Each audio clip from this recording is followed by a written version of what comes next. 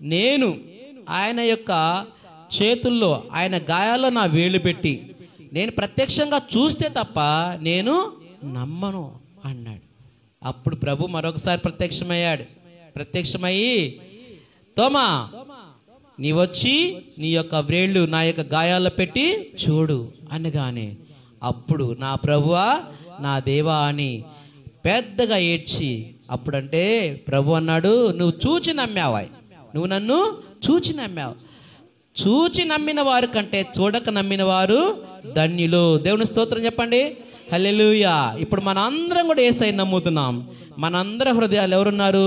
యేసయ్య ఉన్నాడు. ఆయన మనం స్తుతించాలి. ఆయన ఎప్పుడైతే నువ్వు స్తుతిస్తావో నీకు మంచి ఆరోగ్యం ఉంటుంది. ఆయన ఎప్పుడైతే స్తుతిస్తావో నీకున్న సమస్యలను తొలగిపోతాయి. ఆయన ఎప్పుడైతే నీకు స్తుతిస్తా ఉంటావో గొప్ప విడుదల, గొప్ప రక్షణ నీకు కలుగుతున్నది. కాబట్టి మన హృదయాల్లో యేసయ్య ఉన్నప్పుడు మనం ఆయన స్తుతించాల. మన భారతదేశానికి యేసయ్యను గురించి ప్రకటన చేసింది ఈయన తోమా గారు. యేసయ్య శిష్యుల్లో నేను నమ్మను, నేను చూస్తేనే నమ్ముతా అన్నటువంటి ఆ తోమా గారు ఇప్పుడు మన భారతదేశానికి సువార్త ప్రకటించడం ఆయన వచ్చాడు. మద్రాస్ పట్టణంలో చాలామంది ఆ హిందువులకి సువార్త ప్రకటిస్తూ ఉంటే అక్కడ చాలామంది బ్రాహ్మిన్స్ ఉన్నారట. వాళ్ళు ఏం చేశారంటే ఒక ఛాలెంజ్ చేశారు. యేసు ప్రభు దేవుడు, ఆయన రక్షకుడు అంటున్నావు కదా, మేము నీకు ఒక పందెం పెడతాం. ఆ పందెంలో నువ్వు గెలిస్తే యేసే నిజమైన దేవుడు, రక్షకుడు నమ్ముతాం అని వాళ్ళు ఛాలెంజ్ చేస్తున్నారు.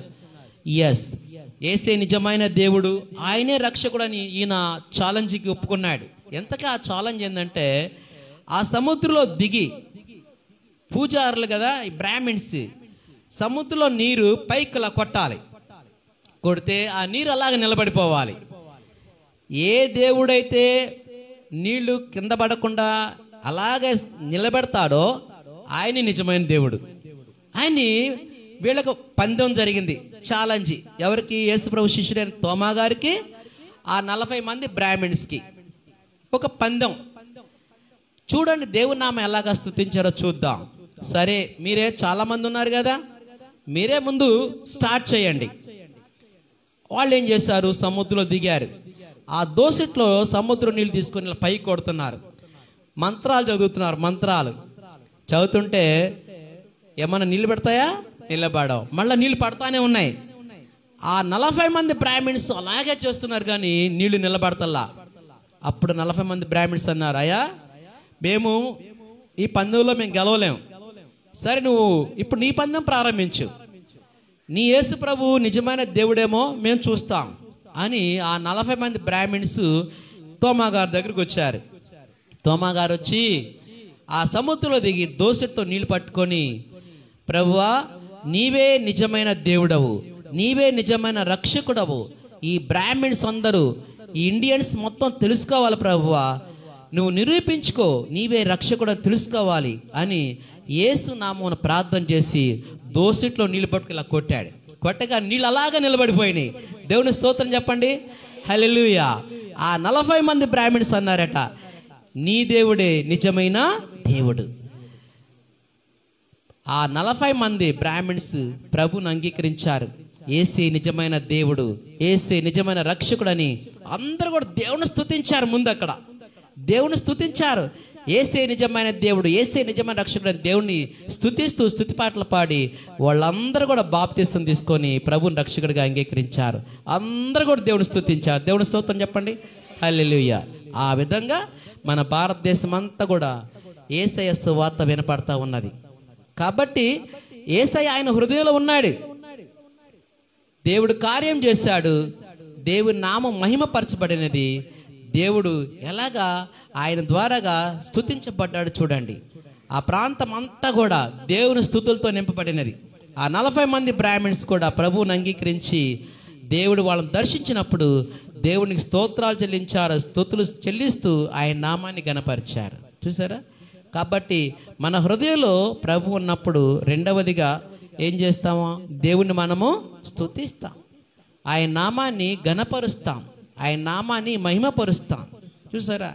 కాబట్టి ఇక్కడ అదే జరుగుతుంది. సిమియోను యేసయ్యని తన యొక్క చేతులతో ఎత్తుకొని దేవుని స్తుతిస్తున్నాడు. ప్రభువా, లోకరక్షకుడా, నువ్వు ఈ లోకానికి వచ్చావు. ఇశ్రాయేలు ప్రజలకే కాదు, అన్ని జనులకు కూడా నువ్వు రక్షకుడివే. మమ్మల్ని అందరినీ రక్షించడానికి నువ్వు వచ్చావు.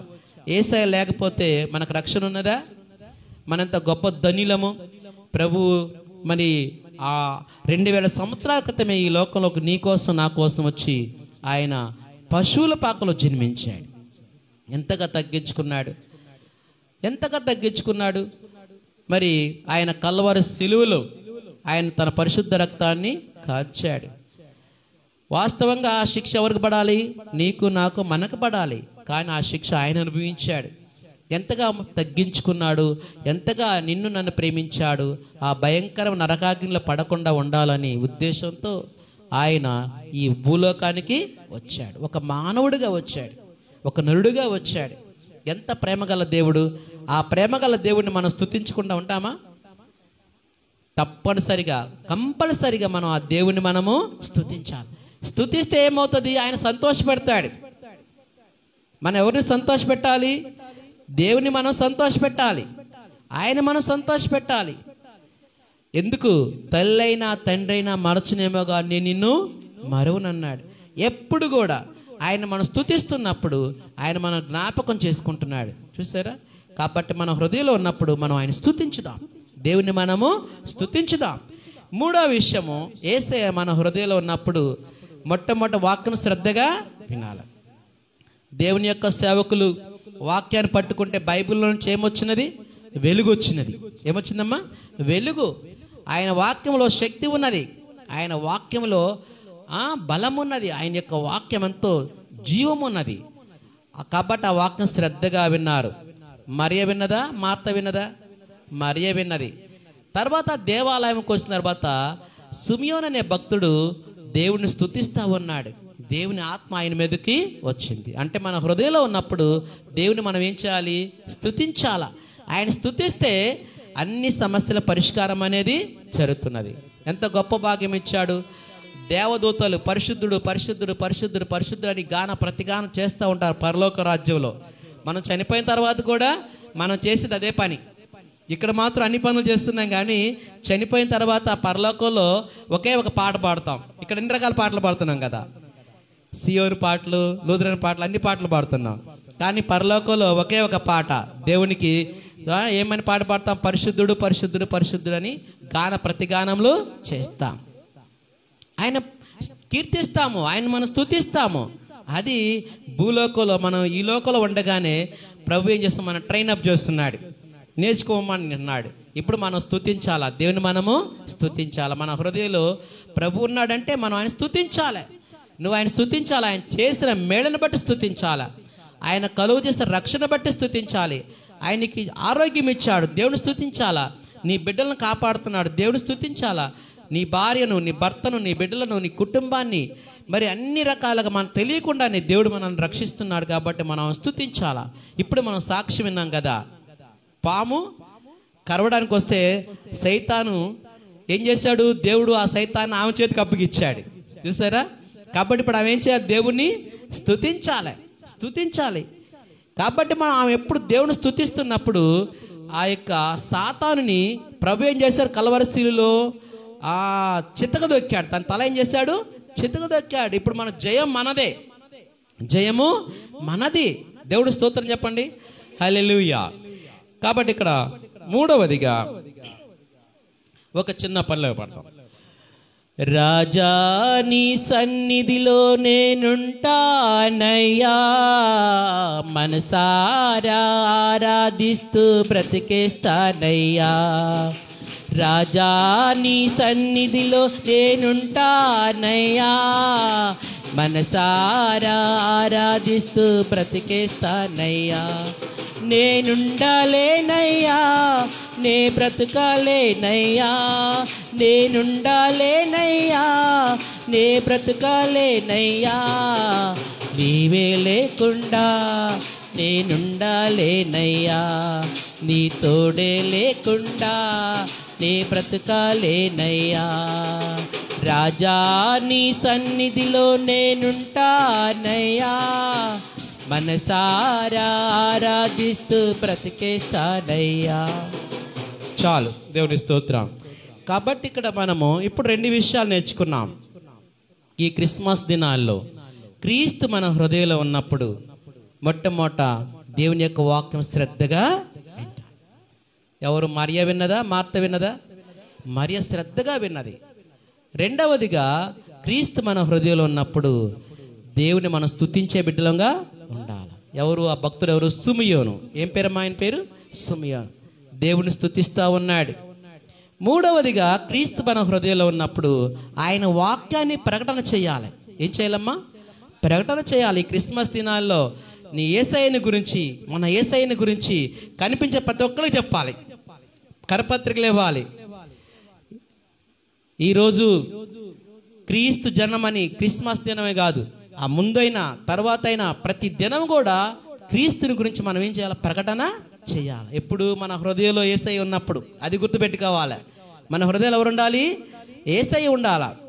నేను రాగానే చెప్పాను కదా, ఎంతమంది హృదయాల్లో యేసు ప్రభు ఉన్నాడంటే అందరు చేతులు ఎత్తారు. కాబట్టి ఈ 3 విషయాలు జరగాలి. వాక్యం శ్రద్ధగా వింటున్నారు, సంతోషం. రెండవదిగా మనం ఏం చేయాలి? ప్రభుని మనము స్తుతిస్తూ ఉండాలి. మూడవదిగా ఆయన వాక్యం ప్రకటన చేయాలి. ఒక ఉదాహరణ చూద్దాం. మరొక వచనం చూద్దాము. ఆయన వాక్యాన్ని ప్రకటన చేయాలని అన్నాం కదా. మరొక వచనం ఏంటంటే యోహాను సువార్త 4వ అధ్యాయము 28వ వచనము. ఆ స్త్రీ తన కుండను విడిచిపెట్టి ఊరిలోనికి వెళ్ళి, నేను చేసినవన్నీ చూడుడి, ఈయన క్రీస్తు కాడా అని ఆ ఊరి వారితో చెప్పగా వారు బయలుదేరి ఆయన యొద్దకు వచ్చి 42వ వచనం చదువమ్మా. 42వ వచనం. మా మట్టుకు మేము విని ఈయన నిజముగా లోకరక్షకుడు. దేవుని స్తోత్రం చెప్పండి. హల్లెలూయా. చాలు చాలు. ఈయన నిజముగా లోకరక్షకుడు. ఆ ఊరు వాళ్ళందరూ, ఈ గ్రామంలో వాళ్ళందరూ యేసే నిజమైన దేవుడు, యేసే నిజమైన రక్షకుడు అని ఎలా తెలుస్తుంది? ఎలా తెలుస్తుంది? నువ్వు నేను మనం చెప్పాలి, ప్రకటన చేయాలి. సమరయ స్త్రీ నాకప్పుడు పాపాత్మురాలే. సమరయ స్త్రీ ఆమె తన సత్యాన్ని దేవుని ఎదుట ఒప్పుకుంటున్నది.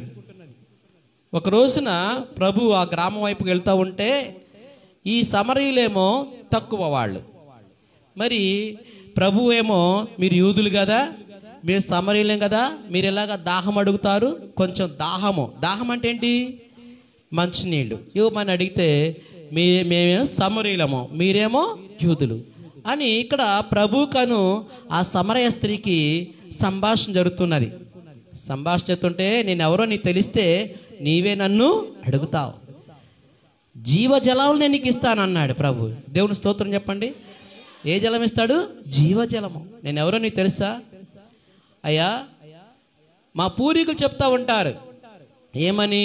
మెస్సయ్య వస్తాడని, రక్షకుడు వస్తాడని మేము విన్నాం. అంటే నీతో మాట్లాడుతున్న నేనే మెస్సయ్య అని. దేవుని స్తోత్రం. హల్లెలూయా. ఆయనే.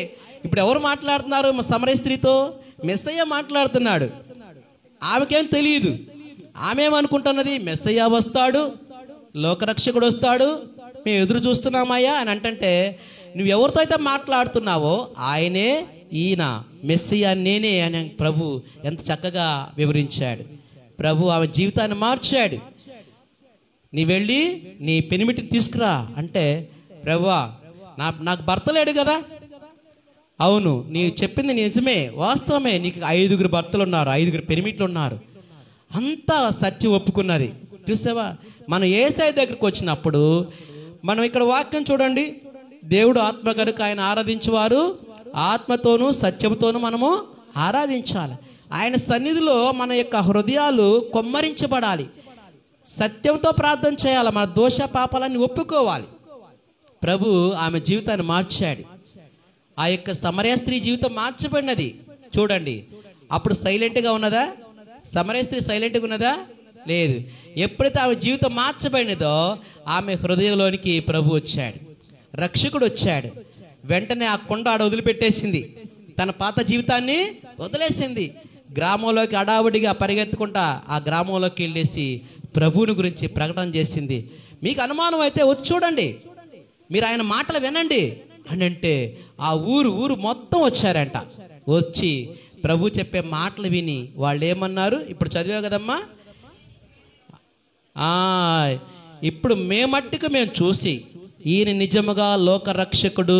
దేవుని స్తోత్రం చెప్పండి, హల్లెలూయా. ఆ గ్రామం అంతా చెప్తున్నది. ఇప్పుడు ఎవరి ద్వారాగా జరిగింది ఈ కార్యము?